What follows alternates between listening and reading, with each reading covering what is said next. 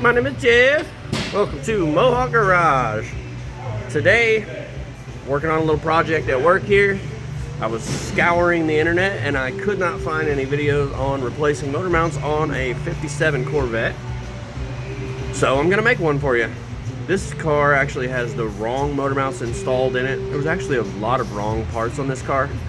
So somebody wanted to keep it alive with just whatever they had. So today I'm gonna be putting the correct motor mounts on this 57 Corvette. Probably be a short video. If you like this type of content, please subscribe. Even if you don't watch my videos, just subscribe. I just need subscribers right now. Come on, man. Help me spread the word. All right, let's do this. 57 Corvette motor mounts. As you can see, this car has some generic, it looked like body mounts in there actually, or generic motor mounts installed, these round ones. So the one on this side is failing. As you can see, it's all smashed up. So that one's failing, which is causing the generator to hit the steering column when it's running. Needless to say, that's annoying as hell. And we've already put new plugs, new wires and stuff on it to try and alleviate the little bit of a mist that it has. But it's an old 327, so it just shakes a little bit. But because the generator is so close to the steering column, it just tuck, tuck, tuck, tuck, tuck, tuck, tuck, tuck, tuck, tuck while you're idling. So today we're gonna fix that. Putting these motor mounts in there should raise the engine up quite a bit and solve that issue. All right, step one, I gotta remove these cotter pins from here. They've been painted over. Makes for more fun.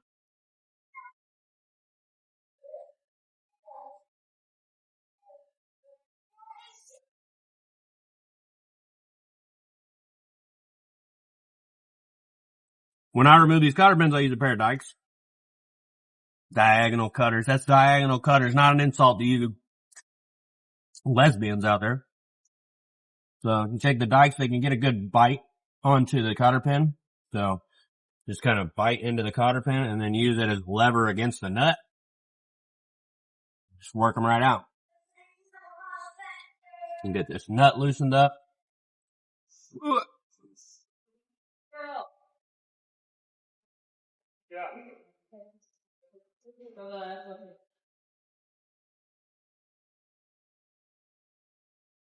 Alright, same thing on the other side. Pull the pin, get the nut off. Much harder to record on this side. So just trust me, that's what I did. These bolts for the motor mounts are 1.125 inches on the bottom. If you don't have wrenches that big, Harbor Freight sells this big wrench kit. Goes up to 1 5/8 inches, which is pretty big. Go grab you one, it's like 40 bucks. Okay, got both of the motor mounts loose. Now I'm gonna take a piece of wood, put it on the jack, put that under the oil pan and lift the engine up a little bit so that I have access to remove the other parts of the mount. You could do this on a couple of jack stands with a jack as well. I have a lift, but it doesn't really help in this position.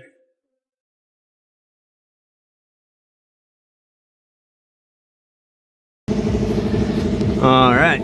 So I was a little concerned that maybe I had got the wrong mounts and these were the right ones because the hardware was fitting them really well, but as you can see, when you pull that out, that hole there is elongated for those other mounts. So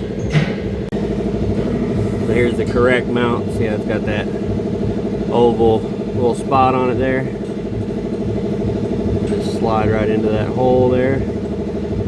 Probably gonna have to raise the engine up a little more. Alright, got that raised up a little more. See, oval spot goes into oval hole.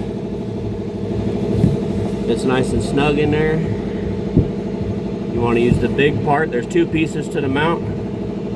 Use the big part between the engine and the lower mount there. And the lower part goes over the bolt. Kind of like a body mount.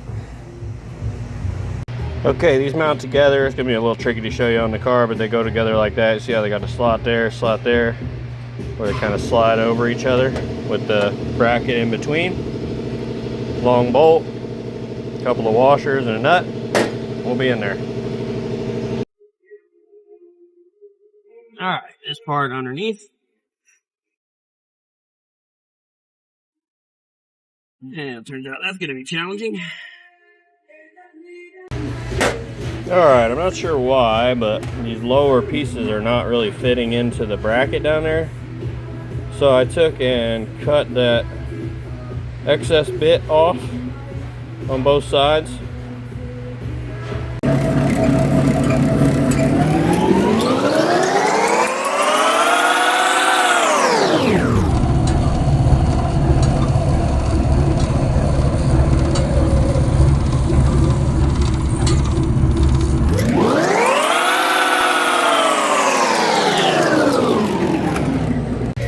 Now I used a bandsaw because I had one, but you could use an angle grinder or a bench grinder or something like that and just sand the sides off where it fits down in there better.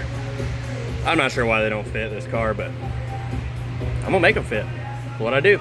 All right, all that's left is tightening them up.